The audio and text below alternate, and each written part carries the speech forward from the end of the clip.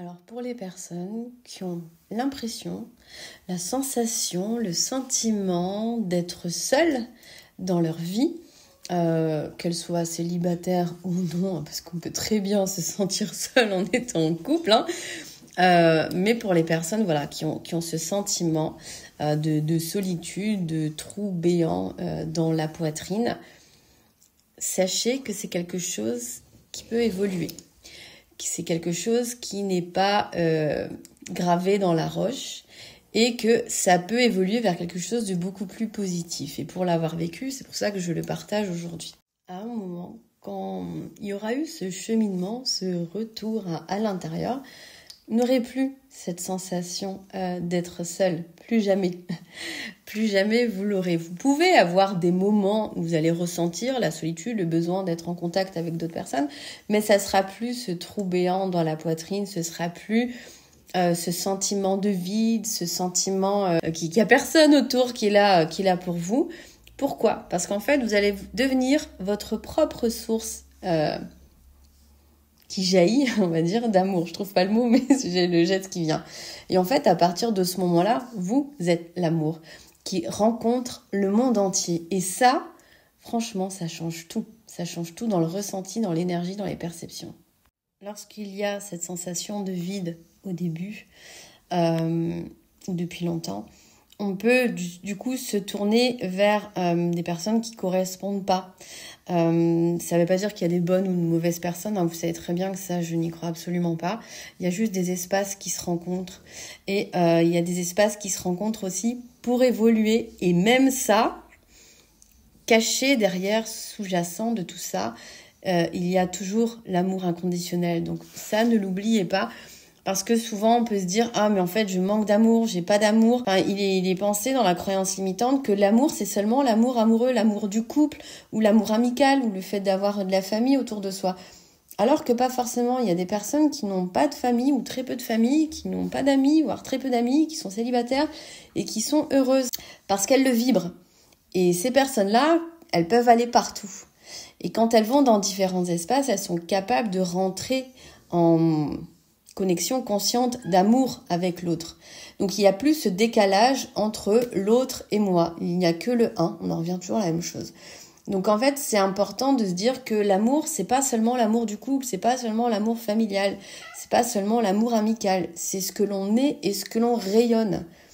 Et ça peut très bien être quand vous allez au supermarché faire vos courses. Et ça dépend aussi comment vous êtes quand vous êtes en voiture, quand vous êtes au travail, quand vous êtes dans la rue. Il y a plein de manières d'offrir de l'amour au monde, mais sans avoir ce besoin du sauveur de le donner absolument ou de se sentir utile ou d'être là absolument pour les autres, mais dans un état d'être de vide, en fait, j'ai envie de dire. Parce que souvent, le sauveur, on est dans un état de vide, on a envie de donner à l'autre, on a envie de donner l'amour, on a envie de sauver pour combler indirectement ce vide abyssal que l'on ressent. Alors qu'en fait, quand on le vibre tout simplement, on peut aller partout.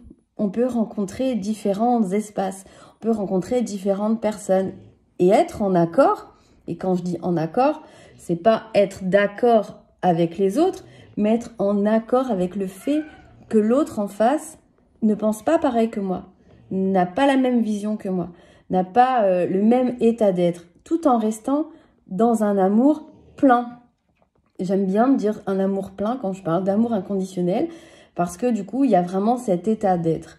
Ça ne veut pas dire qu'on est obligé de s'entendre avec la terre entière et d'être tous copains, mais il y a quand même ce truc sous-jacent qui fait que je suis capable d'avoir une discussion avec l'autre, je suis capable de rencontrer son monde. Vous avez ceux-là qui iront derrière, comme d'habitude.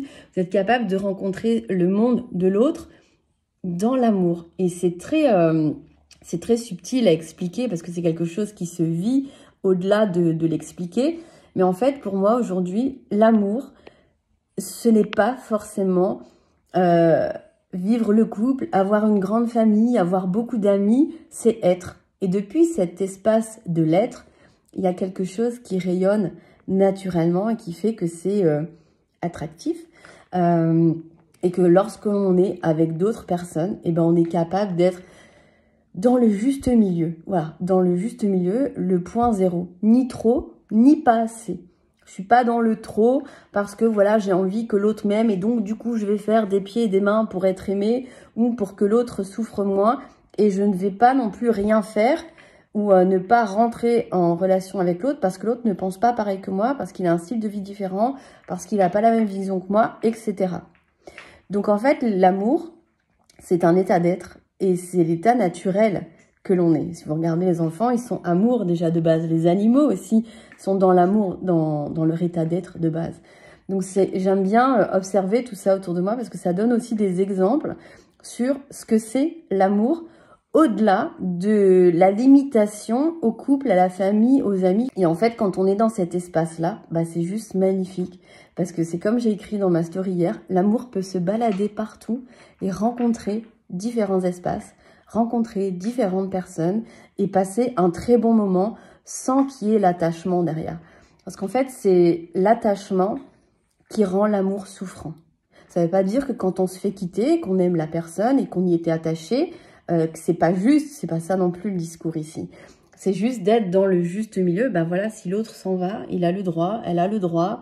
Et ok, ça fait mal, mais je ne vais pas non plus tout faire à tout prix dans le sacrifice pour que l'autre vienne parce qu'il y a un besoin de recevoir de l'amour à l'intérieur, parce qu'il n'est pas ressenti. Alors que l'amour est là depuis le début. Et lorsqu'on apprend à se connecter à cette partie-là en soi, après, la relation avec les autres, elle est complètement différente. Et dans tous les domaines de notre vie, en fait. Et encore une fois, ça n'empêche pas de vivre des moments dits de solitude où on a envie d'autre chose, de rentrer en relation, d'être en couple, d'avoir des amis, etc. Mais il n'y a plus cette notion d'attachement et de sacrifice. Voilà ce que j'avais envie de partager avec vous aujourd'hui.